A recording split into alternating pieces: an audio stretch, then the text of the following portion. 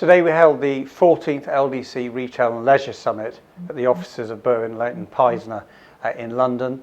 We had an excellent panel which consisted of British Land, Hammerson, Debenhams, Pizza Hut, PwC and a planning expert, Vicky Fowler from BLP. So a really good mix of people. But the main story that really comes out of today is that we've seen a significant slowdown in the number of openings.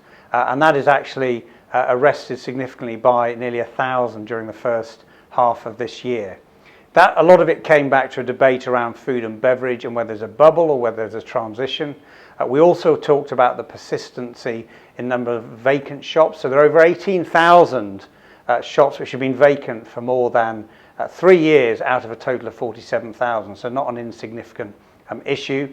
We looked at the balance between in and out of town and the planning issues that surround there, and the fact that we're still adding a considerable amount of space to many locations up and down the country, and therefore we need to reconfigure the old space or put it into a change of use, because ultimately we've increased space, consumer spend has been relatively flat, and obviously we're seeing an increase in online sales, albeit slower than in the past. So a number of challenges across the board, but overall sentiment is fairly strong and confident.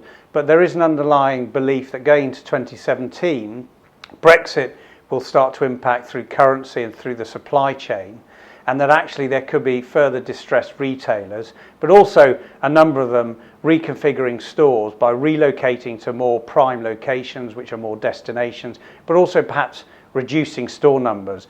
And that one example was that we were talking about 400 restaurants, perhaps is what a number of private equity owned operators are looking at. But actually, Pizza Hut was saying, well, actually 300 is the real maximum these days that you can operate from. And that's before you look into the rise of food delivery and how that's impacting places up and down the country.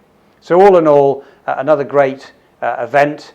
With some fabulous input and chaired by Emma Simpson of the BBC, who put a finger on the pulse really by looking at what is it that can make a place successful and sustainable. And to answer that, I would say there are 3 things. 1, you've got to understand your local microeconomy. 2, you've then got to understand your demographic in terms of residents, visitors and workers, and play to the strengths of being wholly unique and looking at what is it the reason that people want to come live, work and play in my town, my retail park and my shopping centre.